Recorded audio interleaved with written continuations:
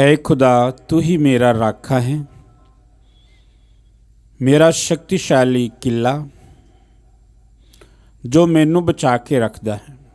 अपने नाम की खातर मैनू सही राह विखा, मेरी अगवाई कर। बाप अते बेटा अते रूह पाक के नाम दे उत्ते आमीन। साडे प्रभु यीशु मसीह दा फजल, खुदा बाप दा प्रेम अते रूह पाक दी सांझ तुहाडे सारिਆਂ ਦੇ ਨਾਲ ਹੋਵੇ ਅਤੇ ਤੁਹਾਡੀ ਰੂਹ ਨਾਲ ਵੀ ਹੋਵੇ। प्रभु यीशु मसीह विच प्यारे भराओ ते भैनों, आम समय का यह 6वां ਐਤਵਾਰ है ਅਤੇ ਅੱਜ ਦੇ ਐਤਵਾਰ ਦਾ ਵਿਸ਼ਾ ਹੈ ਸੱਚੀ ਖੁਸ਼ੀ। ਆਓ ਅਸੀਂ ਅੱਜ ਸੱਚੀ ਖੁਸ਼ੀ ਨੂੰ ਲੱਭਣ ਦੀ ਕੋਸ਼ਿਸ਼ ਕਰੀਏ ਅਤੇ ਸੱਚੀ ਖੁਸ਼ੀ ਆਪਾਂ ਕਿਵੇਂ ਪਾ ਸਕਦੇ ਹਾਂ, ਅੱਜ ਦੇ ਪਾਠਾਂ ਦੇ ਦੁਆਰਾ ਸਾਨੂੰ ਪਤਾ ਲੱਗੇਗਾ।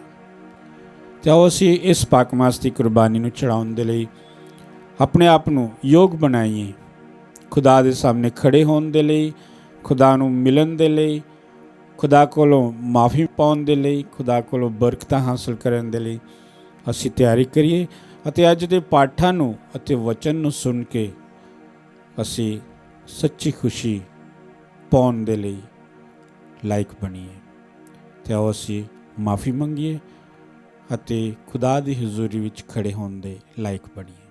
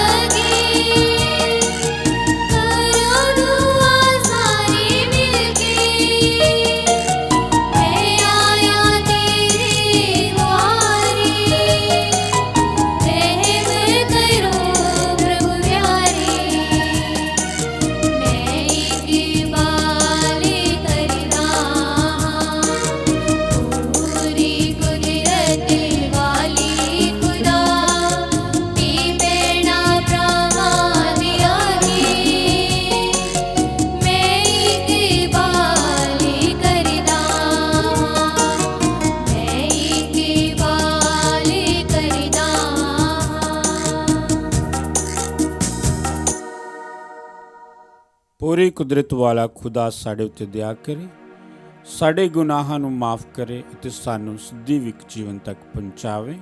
आमीन।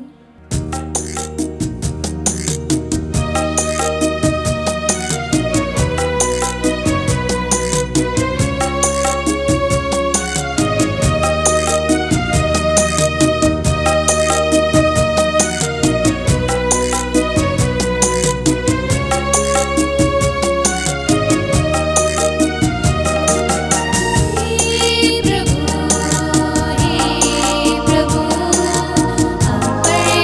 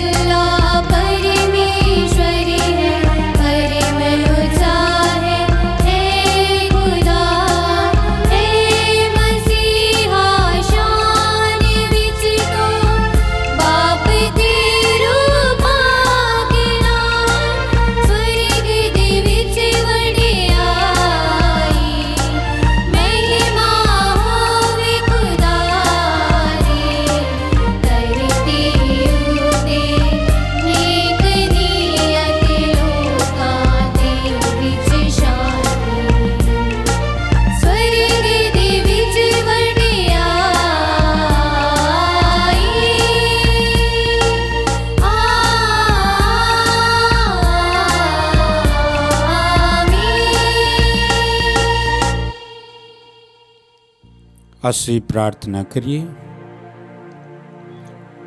हे खुदा, तू सानू सिखाया है कि तू उन्हां दे दिलां विच वास करेंगा जो नेक अते ईमानदार हन। बख्श दे कि तेरे फजल नाल असी तेरे मनपसंद डेरे बन जाइए। साडे प्रभु यीशु मसीह तेरे बेटे दे राही जो तेरे नाल रूह पाक दी एकता विच एक खुदा जिउंदा ते राज करदा है, सदा तो सदा तिकर आमीन। पूरी कुदरत वाला खुदा थोड़े दिल ते जुबान उत्ते हो ताकि योग रीति नाल तुसीं उसदी बाणी सुनो। बाप बेटा और भगती रहते। पाठ पहला। जिरमिया नबी कहते हैं कि मनुख अपना सुख दुख आप चुनता है। जिहड़ा आदमी उत्ते भरोसा रखता है वो अखीर विच दुखी होवेगा। जिहड़ा खुदा दा आसरा पालदा है वो कदे निराश नहीं होवेगा। जिरमिया नबी दा ग्रंथ उसका 17 बाब 5 ਤੋਂ 8 आयत तक। मैं उस मनुख नू दोषी ठहरावांगा जो मनुखी अर्थात शरीरिक शक्ति उत्ते भरोसा रखता है। प्रभु कहता है, मैं उस मनुख नू दोषी ठहरावांगा जो मेरे तो दूर हो जाता है अते जो मनुखी अर्थात शरीरिक शक्ति उत्ते भरोसा रखता है। ओ मनुख उस झाड़ी दे वांग है जो एकांत मारू थल विच उगी होवे, जो कलर वाली जमीन उत्ते उगी होवे, जिते होर कुछ वसदा फुलदा नहीं है। उसदा किसी तरह दा भला नहीं होवेगा। पर मैं उस मनुख नू आसीस देवांगा जो मेरे उत्ते भरोसा रखता है। ओ मनुख रुख दे वांग है जो चश्मे दे कंढे उत्ते उग्या होवे, जिस दियां जड़ा पानी वाल वगदियां है। ओ गर्मी दी रुत तो नहीं डरदा क्योंकि उस दे पत्ते हरे रहंदे हन। ना ही ओ मीह दी थुड़ कारण चिंता करदा है। ये प्रभु दी बाणी है। खुदा दा शुक्र होवे।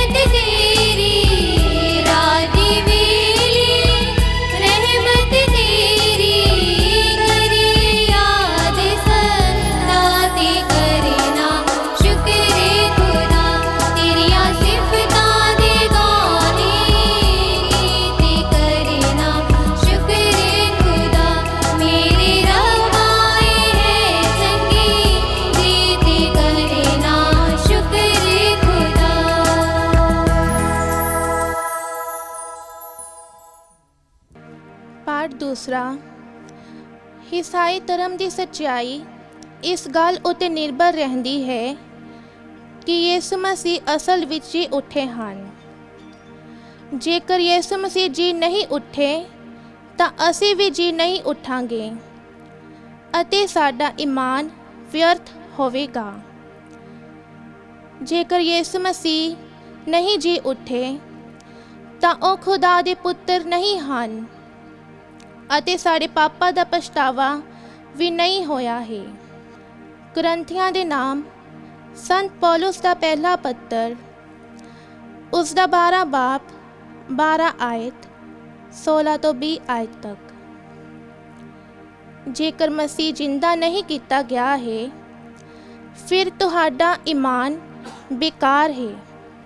ਹੁਣ ਜੇਕਰ ਇਹ ਪ੍ਰਚਾਰ ਕੀਤਾ ਜਾਂਦਾ ਹੈ ਕਿ ਮਸੀਹ ਮੁਰਦਿਆਂ ਵਿੱਚੋਂ ਜੀ ਉੱਠਿਆ ਹੈ ਤਾਂ ਫਿਰ ਤੁਹਾਡੇ ਵਿੱਚੋਂ ਕੁਝ ਲੋਕ ਕਿਸ ਤਰ੍ਹਾਂ ਇਹ ਕਹਿ ਸਕਦੇ ਹਨ ਕਿ ਮੁਰਦਿਆਂ ਦਾ ਜੀ ਉੱਠਣਾ ਨਹੀਂ ਹੈ?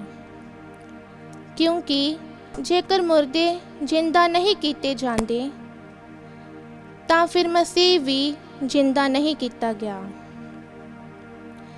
ਜੇਕਰ ਮਸੀਹ ਜਿੰਦਾ ਨਹੀਂ ਕੀਤਾ ਗਿਆ ਹੈ ਫਿਰ ਤੁਹਾਡਾ ਈਮਾਨ ਬੇਕਾਰ ਹੈ ਅਤੇ ਤੁਸੀਂ ਅਜੇ ਵੀ ਪਾਪਾਂ ਦੀ ਹਾਲਤ ਵਿੱਚ ਹੋ। ਤਦ ਉਹ ਲੋਕ ਜੋ ਮਸੀਹ ਵਿੱਚ ਮਰ ਗਏ ਹਨ ਉਹ ਵੀ ਬਰਬਾਦ ਹੋ ਗਏ ਹਨ।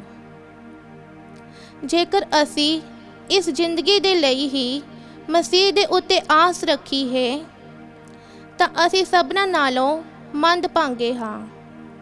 ਹਰ ਹਕੀਕਤ ਇਹ ਹੈ ਕਿ ਮਸੀਹ ਮੁਰਦਿਆਂ ਵਿੱਚੋਂ ਸੱਚਮੁੱਚ ਜਿੰਦਾ ਕੀਤਾ ਗਿਆ ਹੈ ਅਤੇ ਉਹਨਾਂ ਵਿੱਚੋਂ ਜੋ ਸੋ ਗਏ ਹਨ ਪਹਿਲਾ ਫਲ ਹੈ।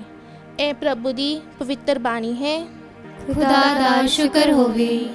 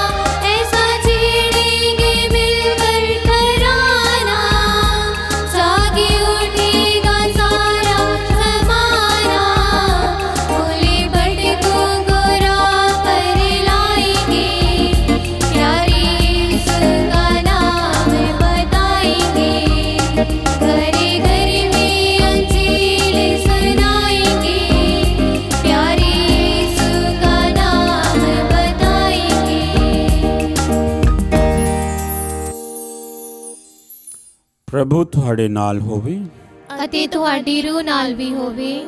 ਪਾਠ ਪਵਿੱਤਰ ਅੰਜੀਲ ਦਾ ਸੰਤ ਲੂਕਾ ਦੇ ਅਨੁਸਾਰ। ਤੇਰੀ ਵਡਿਆਈ ਹੋਵੇ ਐ ਪ੍ਰਭੂ।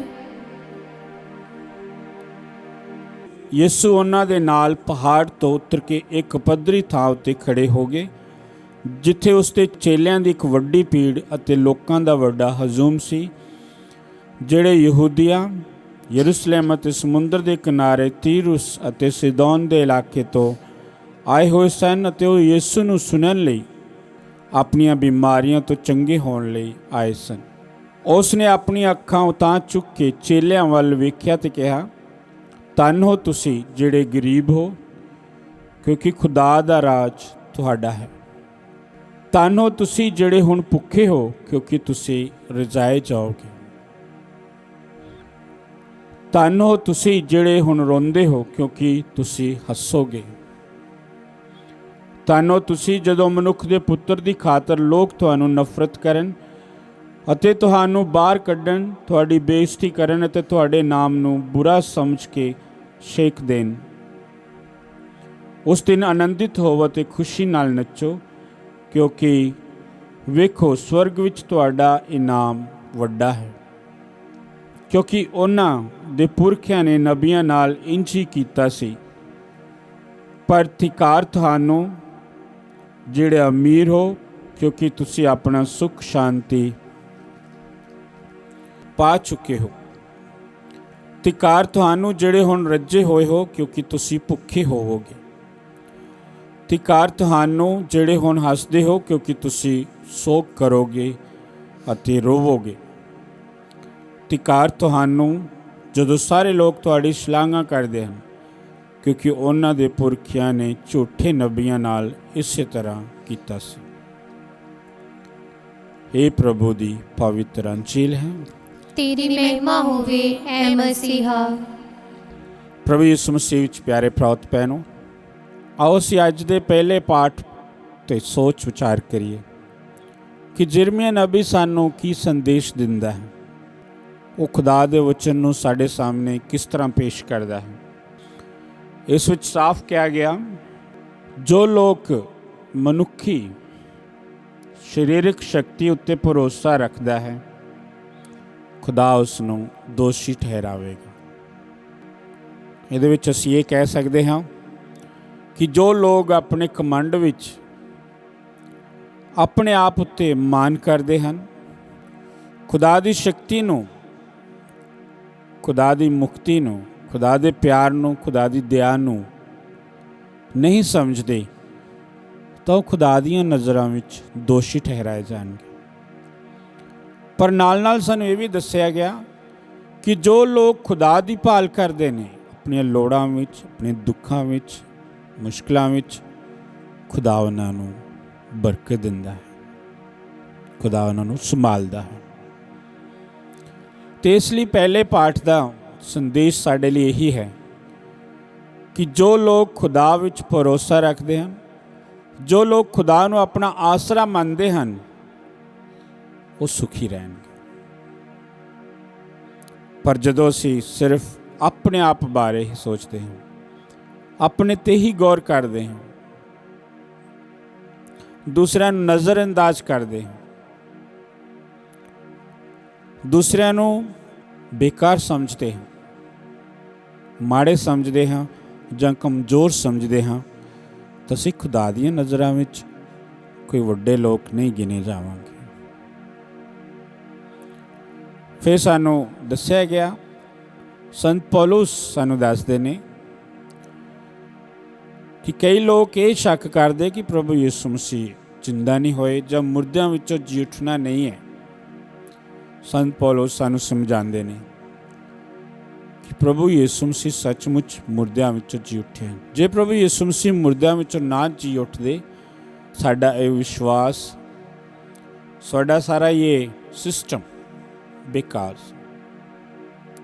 ਪਰ ਸੱਚਾਈ ਇਹ ਹੈ ਕਿ ਪ੍ਰਭੂ ਯਿਸੂ ਮਸੀਹ ਜੀ ਉੱਠੇ ਨੇ, ਤੇ ਅਸੀਂ ਵੀ ਜੀ ਉੱਠਣ ਵਿੱਚ ਵਿਸ਼ਵਾਸ ਕਰਨਾ, ਅਸੀਂ ਵੀ ਇੱਕ ਦਿਨ ਉਹਦੇ ਨਾਲ ਅਨੰਤ ਕਾਲ ਲਈ ਜੀ ਉੱਠਣਾ।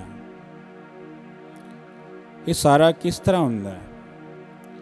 ਇਹ ਸਭ ਚੀਜ਼ਾਂ ਦਾ ਨਿਚੋੜ ਸਾਨੂੰ ਅੱਜ ਦੀ ਅੰਜੀਲ ਦੇ ਪਾਠ ਵਿੱਚ ਮਿਲਦਾ ਹੈ। ਪ੍ਰਭੂ ਯਿਸੂ ਮਸੀਹ ਕਹਿੰਦੇ, ਧੰਨ ਉਹ ਲੋਕ ਹਨ ਜੋ ਕਮਜ਼ੋਰ ਹਨ, ਜੋ ਗਰੀਬ ਹਨ, ਖੁਦਾ ਦਾ ਰਾਜ ਉਹਨਾਂ ਦਾ ਹੈ। ਅਤੇ ਇਸ ਦੇ ਵਿਰੁੱਧ ਅਮੀਰਾਂ ਦੀ ਸ਼ਲਾਘਾ ਨਹੀਂ ਕਰਦੇ ਹੋ। ਕੀ ਗਰੀਬ ਹੋਣਾ ਠੀਕ ਹੈ, ਗਰੀਬ ਰਹਿਣਾ ਠੀਕ ਹੈ, ਜਾਂ ਅਮੀਰ ਹੋਣਾ ਬੁਰੀ ਗੱਲ ਹੈ? ਇਹਦੇ ਵਿੱਚ ਦੋਨੋਂ ਹੀ ਨਹੀਂ ਹੈ। ਅਮੀਰ ਹੋਣਾ ਕੋਈ ਮਾੜੀ ਗੱਲ ਨਹੀਂ ਹੈ। ਆਪਣੀ ਮਿਹਨਤ ਨਾਲ, ਸੱਚਾਈ 'ਤੇ ਚੱਲਦੇ ਹੋਏ ਮਿਹਨਤ ਨਾਲ ਆਪਣੇ ਆਪ ਨੂੰ ਸਥਾਪਿਤ ਕਰਨਾ ਕੋਈ ਗਲਤ ਗੱਲ ਨਹੀਂ ਹੈ। ਪਰ ਪ੍ਰਭੂ ਯਿਸੂ ਮਸੀਹ ਗਰੀਬਾਂ ਦੀ ਇੱਥੇ ਕਿਉਂ ਸ਼ਲਾਘਾ ਕਰਦੇ ਨੇ? ਕਿਉਂਕਿ ਜਿਹੜਾ ਇਨਸਾਨ ਗਰੀਬ ਹੈ, ਉਹ ਹਮੇਸ਼ਾ ਖੁਦਾ ਦੇ ਉੱਤੇ ਆਪਣੀ ਨਿਰਭਰਤਾ ਮਹਿਸੂਸ ਕਰਦਾ। ਖੁਦਾ ਦੇ ਸਾਹਮਣੇ ਉਹ ਆਪਣੇ ਆਪ ਨੂੰ ਲੋੜਵੰਦ ਮੰਨਦਾ, ਖੁਦਾ ਦੀ ਉਸ ਨੂੰ ਜ਼ਰੂਰਤ ਪੈਂਦੀ, ਖੁਦਾ ਨੂੰ ਉਹ ਯਾਦ ਕਰਦਾ, ਖੁਦਾ ਕੋਲੋਂ ਮਦਦ ਮੰਗਦਾ। ਉਹ ਖੁਦਾ ਦੀ ਰਜ਼ਾ ਵਿੱਚ ਜਾਂ ਖੁਦਾ ਦੇ ਰਿਸ਼ਤੇ ਵਿੱਚ ਬਣਿਆ ਰਹਿੰਦਾ। ਤੇ ਕਈ ਵਾਰੀ ਕੀ ਹੁੰਦਾ, ਅਮੀਰ ਆਦਮੀ ਆਪਣੀ ਧਨ ਦੌਲਤ ਤੇ ਮਾਣ ਕਰਕੇ ਇਹ ਸੋਚਦਾ ਕਿ ਉਸ ਨੂੰ ਖੁਦਾ ਦੀ ਜਾਂ ਰੱਬ ਦੀ ਕੋਈ ਜ਼ਰੂਰਤ ਨਹੀਂ ਹੈ ਉਸ ਕੋਲ। ਆਪਣੇ ਕੋਲ ਬਹੁਤ ਕੁਛ ਹੈ, ਆਪਣੇ ਆਪ ਨੂੰ ਸੰਭਾਲਣ ਲਈ, ਆਪਣੇ ਆਪ ਨੂੰ ਸਵਾਰਨ ਲਈ, ਆਪਣੇ ਆਪ ਨੂੰ ਨਰੋਇਆ ਰੱਖਣ ਦੇ ਲਈ, ਆਪਣੇ ਆਪ ਨੂੰ ਇਸ ਸੰਸਾਰ ਵਿੱਚ ਸਥਾਪਿਤ ਰੱਖਣ ਦੇ ਲਈ। ਇੱਥੇ ਅਮੀਰ ਲੋਕ ਕਈ ਵਾਰੀ ਖੁਦਾ ਤੋਂ ਪਿੱਛੇ ਰਹਿ ਜਾਂਦੇ ਨੇ। ਉਹਨਾਂ ਦੀ ਧਨ ਦੌਲਤ ਕਈ ਵਾਰੀ ਉਹਨਾਂ ਨੂੰ ਖੁਦਾ ਤੋਂ ਦੂਰ ਕਰ ਦਿੰਦੀ ਹੈ, ਜਾਂ ਉਹਨਾਂ ਦੇ ਖਿਆਲਾਤ ਧਨ ਦੌਲਤ ਦੇ ਪ੍ਰਤੀ ਉਹਨਾਂ ਨੂੰ ਖੁਦਾ ਤੋਂ ਦੂਰ ਕਰਦੇ ਨੇ। ਫਿਰ ਕਹਿੰਦੇ ਯਿਸੂ ਮਸੀਹ ਧੰਨ ਹੋ ਤੁਸੀਂ ਜਿਹੜੇ ਹੁਣ ਭੁੱਖੇ ਹੋ, ਕਿਉਂਕਿ ਤੁਸੀਂ ਰਜਾਏ ਜਾਓਗੇ। ਇਹ ਯਿਸੂ ਮਸੀਹ ਸਾਨੂੰ ਕੀ ਦੱਸਣਾ ਚਾਹੁੰਦੇ ਕਿ ਜਦੋਂ ਅਸੀਂ ਭੁੱਖੇ ਰਹੀਏ ਜਾਂ ਜਦੋਂ ਸਾਡੇ ਕੋਲ ਖਾਣ ਲਈ ਨਹੀਂ ਤੇ ਅਸੀਂ ਖੁਦਾ ਦੇ ਅੱਗੇ ਧੰਨ ਹਾਂ? ਨਹੀਂ, ਅਸੀਂ ਜਦੋਂ ਖੁਦਾ ਦੀ ਲੋੜ ਨੂੰ, ਖੁਦਾ ਦੇ ਬਦਨ ਨੂੰ, ਖੁਦਾ ਦੀ ਰੂਹਾਨੀਅਤ ਨੂੰ, ਦੀ ਭੁੱਖ ਨੂੰ ਰੱਖਦੇ ਹਾਂ ਤਾਂ ਅਸੀਂ ਰਜਾਏ ਜਾਵਾਂਗੇ। ਅਸੀਂ ਸੱਚਾਈ ਦੀ ਭੁੱਖ ਨੂੰ ਜਦੋਂ ਲੱਭਦੇ ਹਾਂ, ਅਸੀਂ ਨਿਆਂ ਦੀ ਭਾਲ ਕਰਦੇ ਹਾਂ, ਅਸੀਂ ਨਿਆਂਕਾਰੀ ਬਣਨਾ ਚਾਹੁੰਦੇ ਹਾਂ, ਪਰ ਇਹ ਸਾਰਾ ਕੁਝ ਨਹੀਂ ਹੁੰਦਾ। ਉੱਥੇ ਖੁਦਾ ਕਹਿੰਦਾ ਕਿ ਇਹ ਤੁਹਾਡੇ ਜੋ ਵਿਚਾਰ ਹੈ ਨਿਆਂ ਕਰਨ ਦੇ, ਨਿਆਂਕਾਰੀ ਬਣਨ ਦੇ, ਸਾਰਿਆਂ ਦੇ ਨਾਲ ਮਿਲ ਕੇ ਰਹਿਣ ਦੇ, ਇਹ ਜਿਹੜੀ ਭੁੱਖ ਹੈ ਸੱਚਾਈ ਦੀ ਤੁਹਾਡੀ, ਉਹ ਪੂਰੀ ਹੋ ਜਾਏਗੀ। ਅਤੇ ਫਿਰ ਪ੍ਰਭੂ ਯਿਸੂ ਮਸੀਹ ਇਸ ਦੇ ਉਲਟ ਕਹਿੰਦੇ ਕਿ ਜੋ ਤੁਸੀਂ ਰਜਾਏ ਹੋਏ ਹੋ ਤੁਸੀਂ ਭੁੱਖੇ ਰਹੋਗੇ। ਮਤਲਬ ਜਿਨ੍ਹਾਂ ਨੂੰ ਕੋਈ ਕਿਸੇ ਚੀਜ਼ ਦੀ ਕਮੀ ਨਹੀਂ ਹੈ, ਜਿਨ੍ਹਾਂ ਕੋਲ ਸਭ ਕੁਝ ਹੈ ਅਤੇ ਉਹ ਆਪਣੇ ਲਈ ਹੀ ਵਰਤਦੇ ਹਨ, ਉਹਨਾਂ ਨੂੰ ਉਹ ਚੀਜ਼ ਦੀ ਘਾਟ ਮਹਿਸੂਸ ਹੋ ਸਕਦੀ ਹੈ। ਧੰਨ ਹੋ ਤੁਸੀਂ ਜਿਹੜੇ ਹੁਣ ਰੋਂਦੇ ਹੋ, ਕਿਉਂਕਿ ਤੁਸੀਂ ਹੱਸੋਗੇ। ਅਨਿਆਏ, ਹਿਊਮਨ ਰਾਈਟਸ ਤੇ ਕਹਿ ਸਕਦੇ, ਸਾਡੇ ਮਨੁੱਖੀ ਹੱਕ ਜਦੋਂ ਸਾਨੂੰ ਨਹੀਂ ਮਿਲਦੇ ਤਾਂ ਅਸੀਂ ਪਰੇਸ਼ਾਨ ਹੁੰਦੇ ਹਾਂ। ਅਸੀਂ ਕਈ ਗੱਲਾਂ ਤੋਂ ਵਾਂਝੇ ਰੱਖੇ ਜਾਂਦੇ ਹਾਂ, ਪਿੱਛੇ ਰੱਖੇ ਜਾਂਦੇ ਹਾਂ। ਖੁਦਾ ਸਾਡੀ ਇਸ ਦੁੱਖ ਨੂੰ ਦੂਰ ਕਰ ਦੇਵੇ। ਫਿਰ ਨਾਲ ਨਾਲ ਪ੍ਰਭੂ ਜੀ ਕਹਿੰਦੇ ਧਿਕਾਰ ਤੁਹਾਨੂੰ ਜਿਹੜੇ ਹੁਣ ਹੱਸਦੇ ਹੋ, ਕਿਉਂਕਿ ਤੁਸੀਂ ਸੋਗ ਕਰੋਗੇ। ਜਿਹੜੇ ਹੁਣ ਆਪਣੇ ਆਪ ਨੂੰ ਬਿਲਕੁਲ ਸੰਪੂਰਨ ਸਮਝਦੇ ਨੇ, ਖੁਦਾ ਉਹਨਾਂ ਨੂੰ ਸਜ਼ਾ ਦੇ ਸਕਦਾ ਜੋ ਆਪਣੇ ਆਪ ਤੇ ਮਾਣ ਕਰਦੇ ਹਨ। ਜੇਕਰ ਇਹਨਾਂ ਸਾਰੀਆਂ ਗੱਲਾਂ ਨੂੰ ਇੱਕ ਇੱਕ ਕਰਕੇ ਸੋਚਿਆ ਜਾਵੇ ਤਾਂ ਇਹ ਨਹੀਂ ਕਿ ਗਰੀਬ ਚੰਗੇ ਹਨ ਅਤੇ ਦੂਸਰੇ ਲੋਕ ਮਾੜੇ ਹਨ। ਸਾਨੂੰ ਪ੍ਰਭੂ ਯਿਸੂ ਮਸੀਹ ਇਹ ਸਿਖਾਉਣਾ ਚਾਹੁੰਦੇ ਨੇ ਕਿ ਸੱਚੀ ਖੁਸ਼ੀ, ਸੱਚੀ ਧਨ ਦੌਲਤ, ਸੱਚੀਆਂ ਮਾਨ ਮਰਿਆਦਾ, ਇਹਨਾਂ ਨੂੰ ਪਾਉਣ ਦੇ ਲਈ ਸਾਨੂੰ ਮਿਹਨਤ ਕਰਨ ਦੀ ਜ਼ਰੂਰਤ ਹੈ। ਇੱਦਾਂ ਧਨ ਬਣਨ ਦੇ ਲਈ ਸਾਨੂੰ ਇਸ ਜੀਵਨ ਦੇ ਵਿੱਚ ਉਸ ਤਰ੍ਹਾਂ ਦਾ ਜੀਵਨ ਬਸਰ ਕਰਨ ਲਈ ਜ਼ਰੂਰਤ ਹੈ। ਭਾਈਵਾਲਤਾ, ਸਾਂਝੀਵਾਲਤਾ, ਆਪਣੇ ਖਜ਼ਾਨੇ ਨੂੰ ਦੂਸਰਿਆਂ ਨਾਲ ਵੰਡਣਾ, ਲੋੜਵੰਦਾਂ ਦੀ ਮਦਦ ਕਰਨੀ, ਖੁਦਾ ਦੇ ਹੁਕਮਾਂ ਦੀ ਪਾਲਣਾ ਕਰਨੀ, ਖੁਦਾ ਦੀ ਨਿਗਾਹ ਦੇ ਵਿੱਚ ਸੱਚੇ ਸਿੱਧ ਰਹਿਣਾ, ਇਹ ਸਾਰੀਆਂ ਚੀਜ਼ਾਂ ਸਾਨੂੰ ਧਨ ਹੋਣ ਦੇ ਲਈ ਸਥਾਪਿਤ ਕਰਦੀਆਂ। ਅਤੇ ਸੰਤ ਪੌਲੁਸ ਸਾਨੂੰ ਇਹ ਦੱਸਦੇ ਨੇ ਕਿ ਇਹ ਜਿਹੜੀ ਸੱਚੀ ਖੁਸ਼ੀ ਆ, ਹੋ ਸਕਦਾ ਸਾਨੂੰ ਇਸ ਸੰਸਾਰ ਦੇ ਵਿੱਚ ਨਾ ਮਿਲੇ, ਪਰ ਪ੍ਰਭੂ ਯਿਸੂ ਮਸੀਹ ਦੇ ਜੀ ਉੱਠਣ ਵਿੱਚ ਸਾਨੂੰ ਇਹ ਸੱਚੀ ਖੁਸ਼ੀ ਮਿਲ ਸਕਦੀ ਹੈ। ਜਦੋਂ ਇਹ ਸਾਰਾ ਕੁਝ ਖੁਦਾ ਦੀ ਮਰਜ਼ੀ ਨਾਲ ਕਰਨ ਦੀ ਕੋਸ਼ਿਸ਼ ਕਰਦੇ ਹਾਂ, ਖੁਦਾ ਨੂੰ ਸਾਹਮਣੇ ਰੱਖ ਕੇ ਅਸੀਂ ਕਰਨ ਦੀ ਕੋਸ਼ਿਸ਼ ਕਰਦੇ ਹਾਂ, ਤਾਂ ਇਹ ਸਾਡੀਆਂ ਕੋਸ਼ਿਸ਼ਾਂ, ਇਹ ਸਾਡਾ ਦੁੱਖ ਤਕਲੀਫਾਂ, ਇਹ ਸਾਡਾ ਨਿਆਂ ਦੇ ਲਈ ਭੁੱਖੇ ਰਹਿਣਾ, ਨਿਆਂ ਦੇ ਲਈ ਤਾਂਘ ਰੱਖਣੀ, ਇਹ ਸਾਰੀਆਂ ਨੇਕੀਆਂ ਜਿਹੜੀਆਂ ਨੇ ਸਾਡੇ ਜੀਵਨ ਵਿੱਚ, ਇਹ ਸੱਚੀ ਖੁਸ਼ੀ ਜਾਣੀ ਕਿ ਪ੍ਰਭੂ ਯਿਸੂ ਮਸੀਹ ਦੇ ਜੀ ਉੱਠਣ ਵਿੱਚ, ਸਾਡੇ ਜੀ ਉੱਠਣ ਵਿੱਚ ਸੰਪੂਰਨ ਹੋ ਜਾਵੇਗੀ।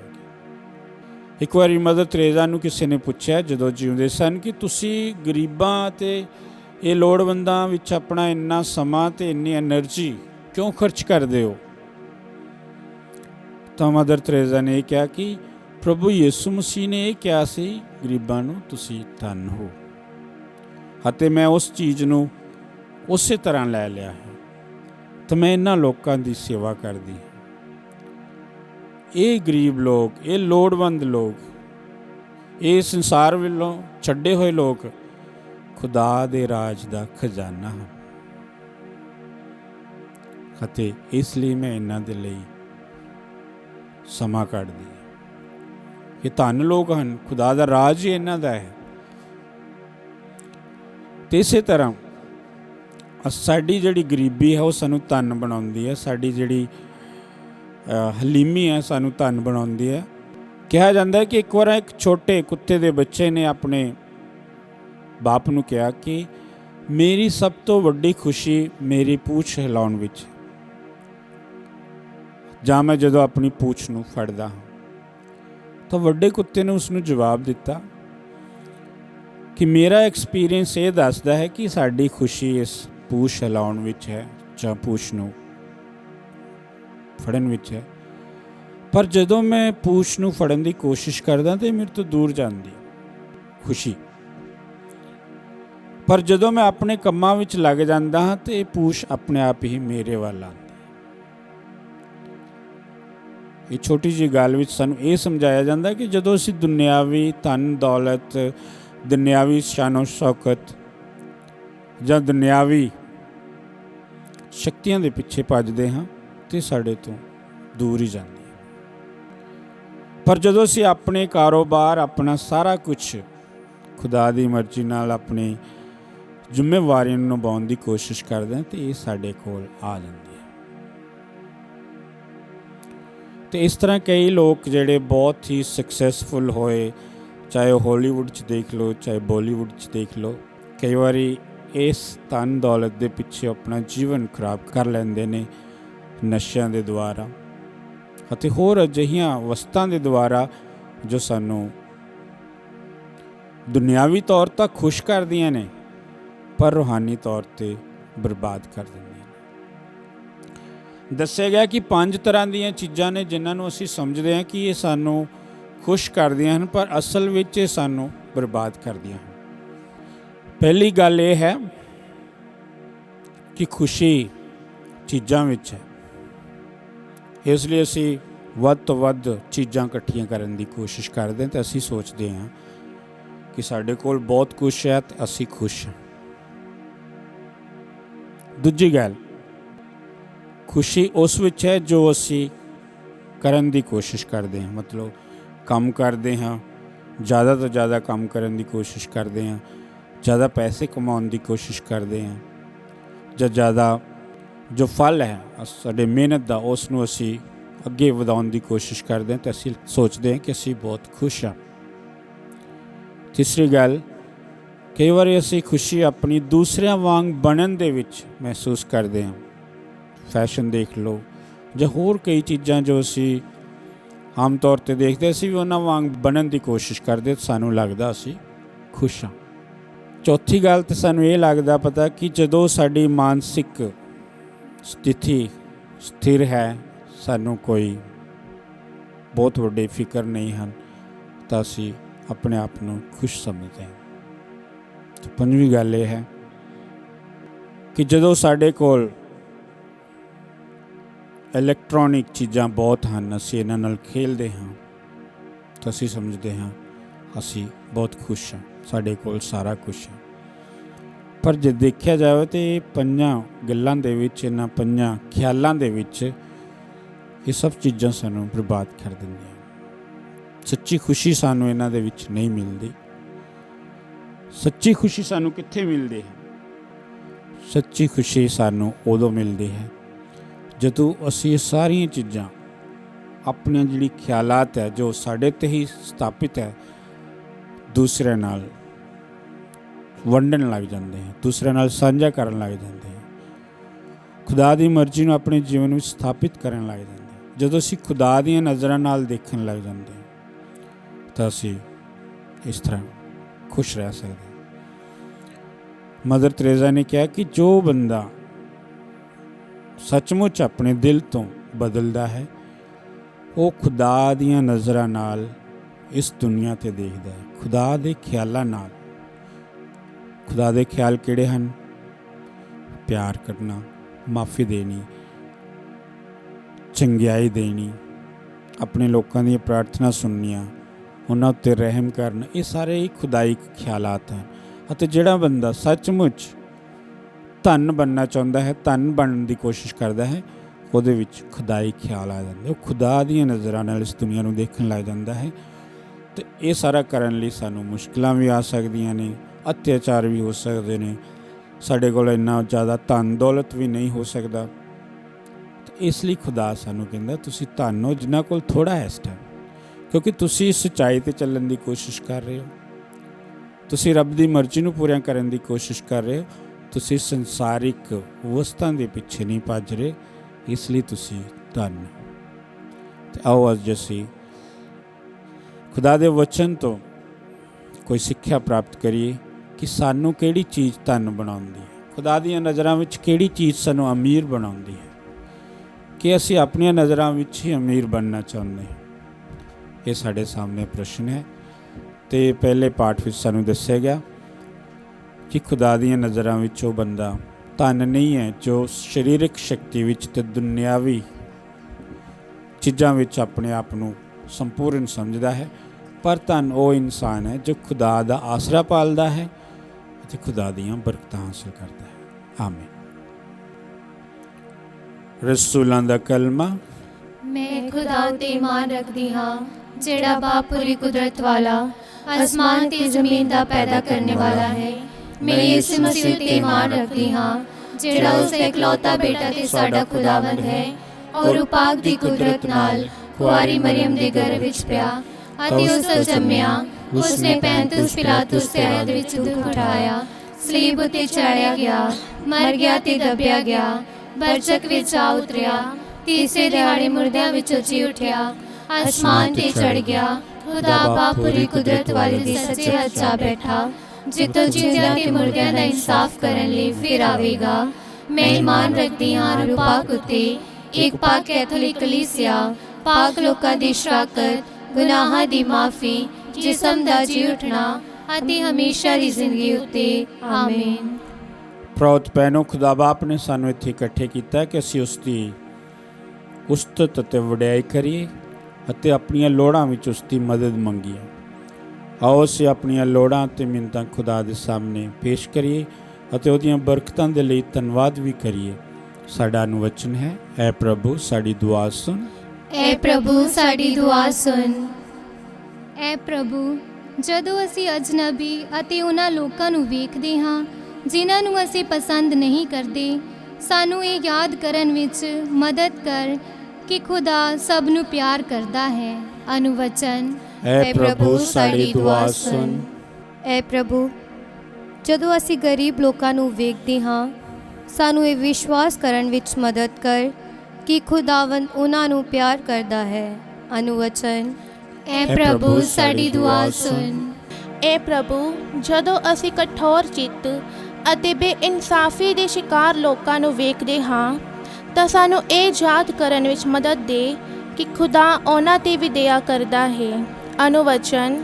ਐ ਪ੍ਰਭੂ ਸਾਡੀ ਦੁਆ ਸੁਣ। ਐ ਪ੍ਰਭੂ, ਜਦੋਂ ਅਸੀਂ ਦੁਖੀ ਅਤੇ ਬਿਮਾਰਾਂ ਨੂੰ ਦੇਖਦੇ ਹਾਂ ਤਾਂ ਸਾਨੂੰ ਇਹ ਯਾਦ ਕਰਨ ਵਿੱਚ ਮਦਦ ਦੇ ਕਿ ਖੁਦਾ ਉਹਨਾਂ ਨੂੰ ਪਿਆਰ ਕਰਦਾ ਅਤੇ ਉਹਨਾਂ ਦੀ ਰਖਵਾਲੀ ਕਰਦਾ ਹੈ। ਅਨੁਵਚਨ। ਐ ਪ੍ਰਭੂ ਸਾਡੀ ਦੁਆ ਸੁਣ। ਐ ਪ੍ਰਭੂ, ਜਦੋਂ ਅਸੀਂ ਦੂਜੇ ਧਰਮਾਂ ਅਤੇ ਸਮਾਜ ਦੇ ਲੋਕਾਂ ਨੂੰ ਵੇਖਦੇ ਹਾਂ ਤਾਂ ਸਾਨੂੰ ਇਹ ਯਾਦ ਕਰਨ ਵਿੱਚ ਮਦਦ ਦੇ ਕਿ ਸਾਰੇ ਹੀ ਖੁਦਾ ਦੇ ਬੱਚੇ ਹਨ। ਅਨੁਵਚਨ। ਐ ਪ੍ਰਭੂ ਸਾਡੀ ਦੁਆ ਸੁਣ। ਐ ਪ੍ਰਭੂ ਖੁਦਾ, ਅਸੀਂ ਪ੍ਰਾਰਥਨਾ ਕਰਦੇ ਹਾਂ ਪ੍ਰਾਰਥਨਾ ਭਵਨ ਟੀਵੀ ਦੇ ਸਾਰੇ ਦਰਸ਼ਕਾਂ ਦੇ ਲਈ, ਸਾਰੇ ਟੀਮ ਮੈਂਬਰਾਂ ਦੇ ਲਈ, ਸਾਰੇ ਸਹਿਯੋਗੀਆਂ ਦੇ ਲਈ ਅਤੇ ਉਹਨਾਂ ਸਾਰੇ ਲੋੜਵੰਦਾਂ ਲਈ ਜੋ ਪ੍ਰਾਰਥਨਾ ਦੀ ਮੰਗ ਕਰਦੇ ਹਨ। ਪ੍ਰਭੂ, ਇਹਨਾਂ ਸਾਰਿਆਂ 'ਤੇ ਆਪਣੀ ਮਿਹਰ ਦੀ ਨਜ਼ਰ ਨਾਲ ਵੇਖ ਅਤੇ ਇਹਨਾਂ ਸਾਰਿਆਂ ਨੂੰ ਆਪਣੀਆਂ ਬਰਕਤਾਂ ਨਾਲ ਮਾਲਾ ਮਾਲ ਕਰ, ਖਾਸ ਕਰਕੇ ਜੋ ਜ਼ਿਆਦਾ ਲੋੜਵੰਦ ਹਨ। ਅਨੁਵਚਨ। ਐ ਪ੍ਰਭੂ ਸਾਡੀ ਦੁਆ ਸੁਣ। ਅਸੀਂ ਪ੍ਰਾਰਥਨਾ ਕਰਦੇ ਹਾਂ ਆਪਣੇ ਪਰਿਵਾਰਾਂ ਦੇ ਲਈ, ਆਪਣੇ ਰਿਸ਼ਤੇਦਾਰਾਂ ਦੇ ਲਈ, ਗਵਾਂਢੀਆਂ ਦੇ ਲਈ ਅਤੇ ਉਹਨਾਂ ਸਾਰੇ ਪਰਉਪਕਾਰੀਆਂ ਲਈ ਜੋ ਸਾਡੀ ਮਦਦ ਕਰਦੇ ਹਨ। ਖੁਦਾ ਹਮੇਸ਼ਾ ਇਹਨਾਂ ਸਾਰਿਆਂ ਨੂੰ ਆਪਣੀਆਂ ਬਰਕਤਾਂ ਨਾਲ ਮਾਲਾਮਾਲ ਕਰੇ ਅਤੇ ਇਹਨਾਂ ਦੀਆਂ ਲੋੜਾਂ ਵਿੱਚ ਮਦਦ ਕਰੇ। ਅਨੁਵਚਨ। ਐ ਪ੍ਰਭੂ ਸਾਡੀ ਦੁਆ ਸੁਣ। ਆਓ ਹੁਣ ਅਸੀਂ ਸਾਰੇ ਰਲ ਕੇ ਮਾਂ ਮਰੀਮ ਦੀ ਸਿਫਾਰਿਸ਼ ਮੰਗੀਏ ਅਤੇ ਆਖੀਏ, ਸਲਾਮੇ ਮਰੀਮ, ਫਜ਼ਲ ਨਾਲ ਭਰੀ ਹੋਈ ਖੁਦਾਵੰਦ ਤੇਰੇ ਨਾਲ ਹੈ। ਤੂੰ ਔਰਤਾਂ ਵਿੱਚੋਂ ਧਨ ਹੈ, ਨਾਲੇ ਧਨ ਹੈ ਤੇਰੀ ਕੁੱਖ ਦਾ ਫਲ ਯਿਸੂ। ਐ ਹਜ਼ਰਤ ਮਰੀਮ ਖੁਦਾ ਦੀ ਮਾਂ, ਅਸਾਂ ਗੁਨਾਹਗਾਰਾਂ ਲਈ ਦੁਆ ਕਰ, ਹੁਣ ਅਤੇ ਸਾਡੀ ਮੌਤ ਦੇ ਵੇਲੇ। ਆਮੀਨ। ਹੈ ਪ੍ਰਭੂ ਖੁਦਾ, ਜੋ ਵੀ ਅਸੀਂ ਆਪਣੀਆਂ ਅਰਜ਼ਾਂ ਮਿੰਨਤਾਂ ਤੁਹਾਡੇ ਅੱਗੇ ਪੇਸ਼ ਕੀਤੀਆਂ ਹਨ, ਜੋ ਸਾਡੇ ਦਿਲਾਂ ਵਿੱਚ ਹਨ, ਇਸ ਚੜਾਵੇ ਦੇ ਨਾਲ ਕਬੂਲ ਕਰ ਅਤੇ ਸਾਨੂੰ ਤੇ ਉਹਨਾਂ ਸਾਰਿਆਂ ਨੂੰ ਆਪਣੀ ਬਰਕਤ ਦੇ, ਜਿਨ੍ਹਾਂ ਲਈ ਅਸੀਂ ਪ੍ਰਾਰਥਨਾ ਕੀਤੀ ਹੈ, ਸਾਡੇ ਪ੍ਰਭੂ ਯਿਸੂ ਮਸੀਹ ਦੇ ਰਾਹੀਂ। ਆਮੀਨ।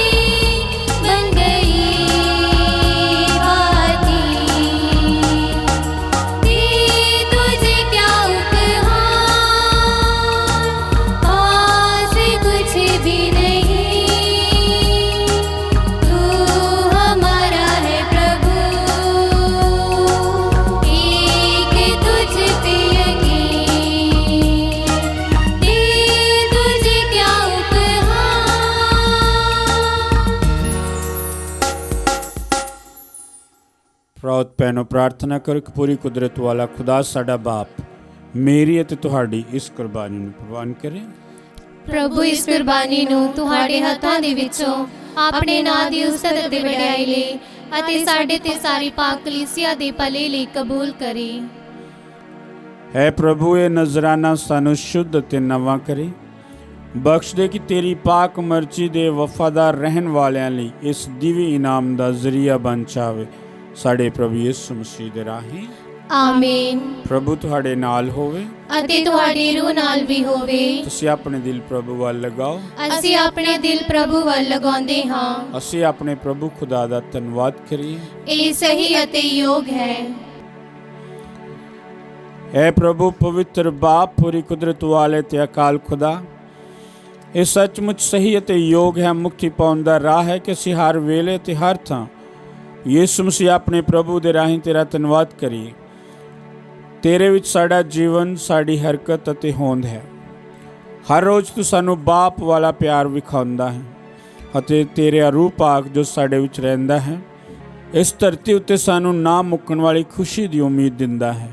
ਤੇਰੇ ਰੂਹ ਪਾਕ ਤੇ ਵਰਦਾਨ ਨੇ ਯਿਸੂ ਨੂੰ ਮੁਰਦਿਆਂ ਵਿੱਚੋਂ ਜਿਉਂਦਾ ਕੀਤਾ। ਇਹੀ ਰੂਹ ਪਾਕ ਸਾਨੂੰ ਸਵਰਗ ਦੇ ਪਾਸਕਾ ਤਿਉਹਾਰ ਦਾ ਸਵਾਦ ਚੱਖਣ ਦਾ ਵਰਦਾਨ ਦਿੰਦਾ ਹੈ ਅਤੇ ਉਸ ਵਿੱਚ ਭਾਗੀ ਹੋਣ ਦਾ ਵਾਅਦਾ ਕਰਦਾ ਹੈ। ਇਸ ਲਈ ਅਸੀਂ ਸਾਰੇ ਫਰਿਸ਼ਤਿਆਂ ਨਾਲ ਰਲ ਕੇ ਤੇਰੀ ਉਸਤਤ ਕਰਦੇ ਹਾਂ ਅਤੇ ਖੁਸ਼ੀਆਂ ਨਾਲ ਜਸ਼ਨ ਮਨਾਉਂਦੇ ਹੋਏ ਇਹ ਪੁਕਾਰਦੇ ਹਾਂ।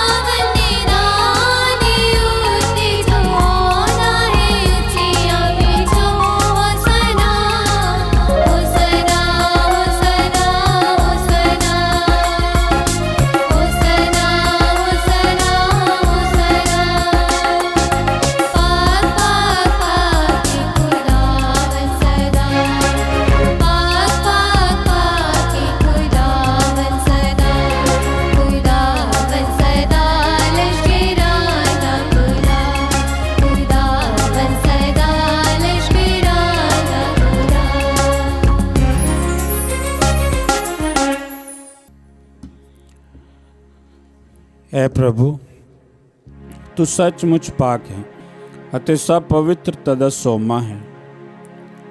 ਇਸ ਲਈ ਅਸੀਂ ਬੇਨਤੀ ਕਰਦੇ ਹਾਂ ਕਿ ਜਿਸ ਤਰ੍ਹਾਂ ਤਰੇਲ ਪੈਂਦੀ ਹੈ, ਉਸੇ ਤਰ੍ਹਾਂ ਤੂੰ ਆਪਣੇ ਰੂਹ ਪਾਕ ਨੂੰ ਭੇਜ ਕੇ ਇਹਨਾਂ ਨਜ਼ਰਾਨਿਆਂ ਨੂੰ ਪਵਿੱਤਰ ਕਰ, ਤਾਂ ਜੋ ਸਾਡੇ ਲਈ ਸਾਡੇ ਪ੍ਰਭੂ ਯਿਸੂ ਮਸੀਹ ਦਾ ਬਦਨ ਅਤੇ ਲਹੂ ਬਣ ਜਾਵੇ। ਉਸ ਨੇ ਆਪਣੀ ਮਰਜ਼ੀ ਨਾਲ ਆਪਣੇ ਆਪ ਨੂੰ ਦੁੱਖ ਤਸੀਹਿਆਂ ਲਈ ਸੌਂਪਦੇ ਹੋਏ ਰੋਟੀ ਲਈ, ਧੰਨਵਾਦ ਕਰਦਿਆਂ ਰੋਟੀ ਤੋੜੀ ਅਤੇ ਆਪਣੇ ਚੇਲਿਆਂ ਨੂੰ ਦਿੱਤੀ, ਇਹ ਕਹਿੰਦੇ ਹੋਏ, ਤੁਸੀਂ ਸਾਰੇ ਇਹ ਲਓ ਤੇ ਇਸ ਵਿੱਚੋਂ ਖਾਓ, ਕਿਉਂ ਜੋ ਇਹ ਮੇਰਾ ਬਦਨ ਹੈ ਜਿਹੜਾ ਤੁਹਾਡੇ ਲਈ ਕੁਰਬਾਨ ਕੀਤਾ ਜਾਵੇਗਾ।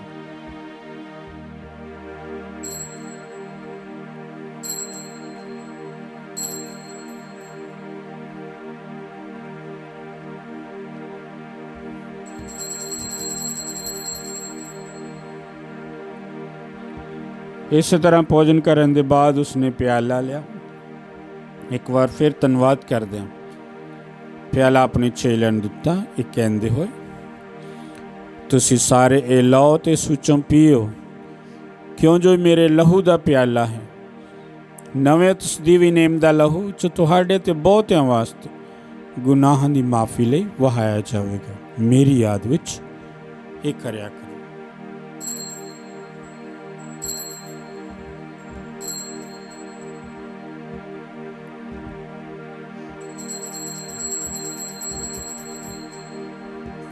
ਈਮਾਨ ਦਾ ਭੇਦ। ਐ ਪ੍ਰਭੂ, ਅਸੀਂ ਤੇਰੀ ਮੌਤ ਦਾ ਐਲਾਨ ਕਰਦੇ ਹਾਂ ਅਤੇ ਤੇਰੇ ਜੀ ਉਠਣ ਦੀ ਮੁਨਾਦੀ ਕਰਦੇ ਹਾਂ, ਜਦ ਤੱਕ ਤੂੰ ਫਿਰ ਆਵੇਗਾ। ਹੈ ਪ੍ਰਭੂ, ਅਸੀਂ ਯਿਸੂ ਮਸੀਹ ਦੀ ਮੌਤ ਅਤੇ ਉਸ ਦੇ ਜੀ ਉਠਣ ਦੀ ਯਾਦਗਾਰੀ ਨੂੰ ਮਨਾਉਂਦੇ ਹੋਏ ਤੈਨੂੰ ਜੀਵਨ ਦੀ ਰੋਟੀ ਅਤੇ ਮੁਕਤੀ ਦਾ ਪਿਆਲਾ ਛਡਾਉਂਦੇ ਹਾਂ। ਅਸੀਂ ਤੇਰਾ ਧੰਨਵਾਦ ਕਰਦੇ ਹਾਂ, ਕਿਉਂ ਜੋ ਤੂੰ ਸਾਨੂੰ ਇਸ ਯੋਗ ਠਹਿਰਾਇਆ ਕਿ ਅਸੀਂ ਤੇਰੀ ਹਜ਼ੂਰੀ ਵਿੱਚ ਦਾਖਲ ਹੋ ਕੇ ਤੇਰੀ ਸੇਵਾ ਕਰੀਏ। ਅਸੀਂ ਹਲੀਮੀ ਨਾਲ ਦੁਆ ਕਰਦੇ ਹਾਂ ਕਿ ਮਸੀਹ ਦੇ ਬਦਨ ਅਤੇ ਲਹੂ ਵਿੱਚ ਹਿੱਸਾ ਲੈਣ ਦੁਆਰਾ ਅਸੀਂ ਰੂਹ ਪਾਕ ਦੇ ਰਾਹੀਂ ਏਕਤਾ ਵਿੱਚ ਬੱਝੇ ਰਹੀਏ।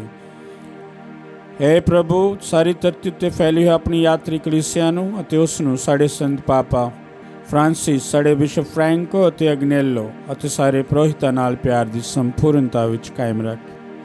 ਸਾਡੇ ਭੈਣ ਭਰਾਵਾਂ ਨੂੰ ਵੀ ਯਾਦ ਕਰ ਜਿਹੜੇ ਜੀਠਣ ਦੀ ਉਮੀਦ ਨਾਲ ਸੌਂ ਗਏ ਹਨ, ਤੇ ਉਹਨਾਂ ਸਾਰਿਆਂ ਨੂੰ ਜੋ ਤੇਰੇ ਰਹਿਮ ਵਿੱਚ ਮਰ ਗਏ ਹਨ, ਇਹਨਾਂ ਦਾ ਤੂੰ ਆਪਣੀ ਹਜ਼ੂਰੀ ਦੇ ਚਾਨਣ ਵਿੱਚ ਸਵਾਗਤ ਕਰ।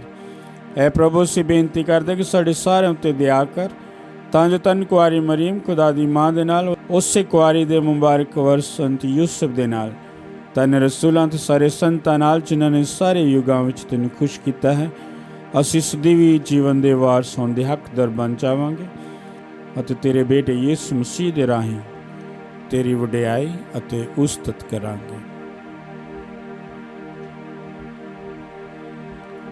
ਉਸ ਦੇ ਰਾਹੀਂ ਅਤੇ ਉਸ ਦੇ ਨਾਲ ਅਤੇ ਉਸ ਦੇ ਵਿੱਚ ਹੈ ਖੁਦਾ ਪੂਰੀ ਕੁਦਰਤ ਵਾਲੇ ਬਾਪ, ਰੂਹ ਪਾਕ ਦੀ ਏਕਤਾ ਵਿੱਚ ਸਭ ਜਲਾਲ ਅਤੇ ਵਡਿਆਈ ਤੇਰੀ ਹੀ ਹੈ, ਸਦਾ ਤੋਂ ਸਦਾ ਤੀਕਰ। ਆਮੀਨ।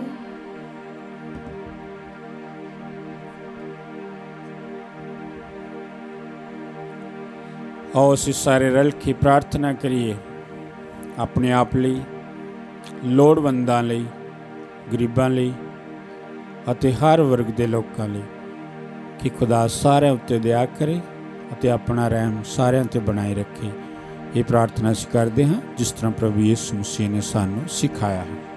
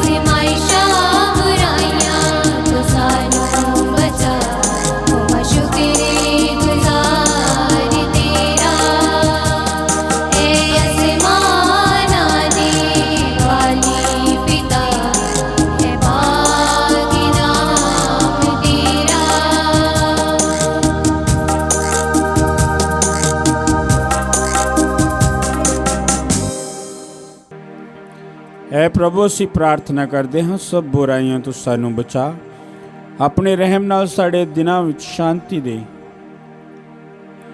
ਤਾਂ ਜੋ ਤੇਰੀ ਦਇਆ ਦੀ ਮਦਦ ਨਾਲ ਅਸੀਂ ਹਮੇਸ਼ਾ ਗੁਨਾਹ ਤੋਂ ਮੁਕਤ ਰਹੀਏ ਅਤੇ ਹਰ ਮੁਸੀਬਤ ਤੋਂ ਸੁਰੱਖਿਅਤ ਰਹੀਏ।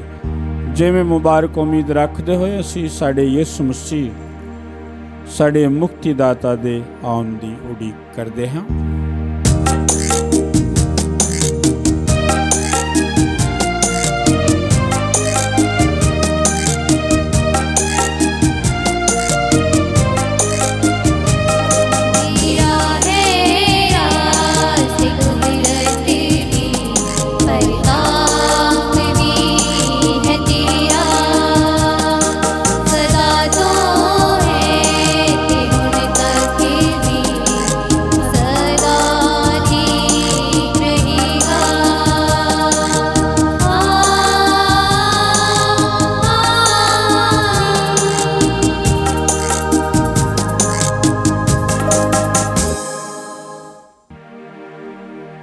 ਐ ਪ੍ਰਭੂ ਯਿਸੂ ਮਸੀਹਾ ਤੂੰ ਆਪਣੇ ਰਸੂਲਾਂ ਨੂੰ ਆਖਿਆ, ਮੈਂ ਤੁਹਾਨੂੰ ਸ਼ਾਂਤੀ ਦਿੰਦਾ ਹਾਂ, ਆਪਣੀ ਸ਼ਾਂਤੀ ਮੈਂ ਤੁਹਾਨੂੰ ਪ੍ਰਦਾਨ ਕਰਦਾ ਹਾਂ। ਤੂੰ ਸਾਡੇ ਗੁਨਾਹਾਂ ਨੂੰ ਨਹੀਂ ਸਗੋਂ ਆਪਣੀ ਕਲੀਸਿਆ ਦੇ ਈਮਾਨ ਨੂੰ ਵੇਖ ਅਤੇ ਉਸ ਨੂੰ ਆਪਣੀ ਮਰਜ਼ੀ ਮੁਤਾਬਕ ਸ਼ਾਂਤੀ ਤੇ ਏਕਤਾ ਪ੍ਰਦਾਨ ਕਰ। ਤੂੰ ਜੋ ਜਿਉਂਦਾ ਤੇ ਰਾਜ ਕਰਦਾ ਹੈ ਸਦਾ ਤੋਂ ਸਦਾ ਤੱਕ। ਆਮੀਨ। ਪ੍ਰਭੂ ਦੀ ਸ਼ਾਂਤੀ ਸਦਾ ਤੁਹਾਡੇ ਨਾਲ ਹੋਵੇ ਅਤੇ ਤੁਹਾਡੀ ਰੂਹ ਨਾਲ ਵੀ ਹੋਵੇ। ਆਓ ਅਸੀਂ ਆਪੋ ਵਿੱਚ ਸ਼ਾਂਤੀ ਦਾ ਨਿਸ਼ਾਨ ਦੇਈਏ।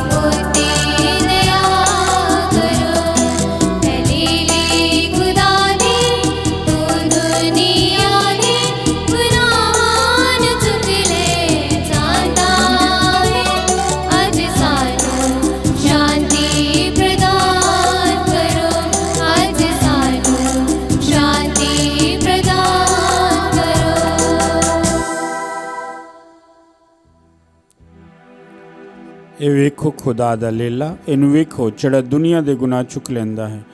ਧੰਨ ਉਹ ਹਨ ਜੋ ਇਸ ਲੇਲੇ ਦੇ ਭੋਜਨ ਲਈ ਸੱਦੇ ਗਏ ਹਨ। ਐ ਪ੍ਰਭੂ, ਮੈਂ ਇਸ ਯੋਗ ਤਾਂ ਨਹੀਂ ਹਾਂ ਕਿ ਤੂੰ ਮੇਰੀ ਛੱਤ ਥੱਲੇ ਆਵੇਂ, ਪਰ ਇੱਕ ਸ਼ਬਦ ਆਖ ਅਤੇ ਮੇਰੀ ਰੂਹ ਚੰਗੀ ਹੋ ਜਾਵੇਗੀ।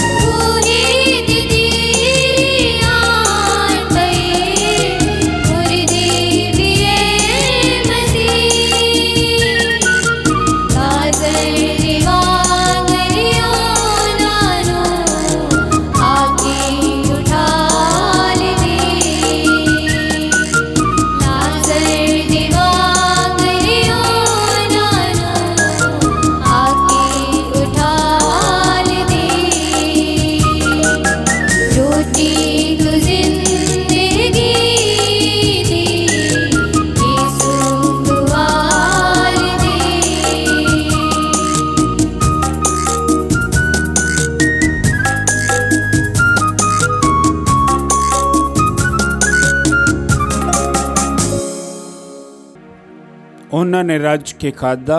ਪ੍ਰਭੂ ਨੇ ਉਹਨਾਂ ਨੂੰ ਉਹ ਚੀਜ਼ ਦਿੱਤੀ ਜਿਸ ਦੀ ਉਹਨਾਂ ਨੂੰ ਚਾਹ ਸੀ, ਜਿਸ ਚੀਜ਼ ਲਈ ਉਹ ਚਾਹਵਾਨ ਸਨ। ਉਸ ਦੇ ਬਾਰੇ ਉਹ ਨਿਰਾਸ਼ ਨਾ ਹੋਏ। ਅਸੀਂ ਪ੍ਰਾਰਥਨਾ ਕਰੀਏ। ਹੈ ਪ੍ਰਭੂ, ਤੂੰ ਸਾਨੂੰ ਪਾਕ ਯੂਖਰਿਸਤ ਦੇ ਭੋਜ ਨਾਲ ਰਜ਼ਾਇਆ ਹੈ। ਬਖਸ਼ ਦੇ ਕਿ ਅਸੀਂ ਹਮੇਸ਼ਾ ਉਸ ਭੋਜਨ ਦੇ ਲਈ ਤਰਸਦੇ ਰਹੀਏ ਜੋ ਸਾਨੂੰ ਸੱਚਾ ਜੀਵਨ ਦਿੰਦਾ ਹੈ। ਸਾਡੇ ਪ੍ਰਭੂ ਯਿਸੂ ਮਸੀਹ ਦੇ ਰਾਹੀਂ ਆਮੀਨ। ਪ੍ਰਭੂ ਤੁਹਾਡੇ ਨਾਲ ਹੋਵੇ ਅਤੇ ਤੁਹਾਡੀ ਰੂਹ ਨਾਲ ਵੀ ਹੋਵੇ। ਪੂਰੀ ਕੁਦਰਤ ਵਾਲਾ ਖੁਦਾ ਬਾਪ, ਬੇਟਾ ਤੇ ਰੂਹ ਪਾਕ ਤੁਹਾਨੂੰ ਆਸ਼ੀਰਵਾਦ ਦੇਵੇ। ਆਮੀਨ। ਕੁਰਬਾਨੀ ਚੜਾਏਗੀ ਪ੍ਰਭੂ ਦੀ ਸ਼ਾਂਤੀ ਵਿੱਚ ਚਾਹੀਏ। खुदा दा शुक्र होवे। दुआ याद कर ऐ नहायत मेहरबान कुआरी मरियम, पहले कदी नहीं सुनिया गया कि कोई भी तेरी पनाह लभदे आ, तेरी मदद चाहुंदे आ, तेरी सिफारिश मंगदे आ, तेरे तो खाली गया होवे। ऐ कुआरी कुआरियां दी अति मेरी मां, इस तसल्ली नाल मैं तेरे कोल नसी आउंदी हां अते तेरे अगे खलो के मैं गुनाही रोंदी हां। ऐ तारी हुई कलाम दी मां, तू मेरी अर्ज़ां नूं अखीर ना जान, सगों मेहरबानी नाल सुन अते कबूल कर। आमीन। शांति दी रानी मुबारक मां मरियम साडे लिए दुआ कर।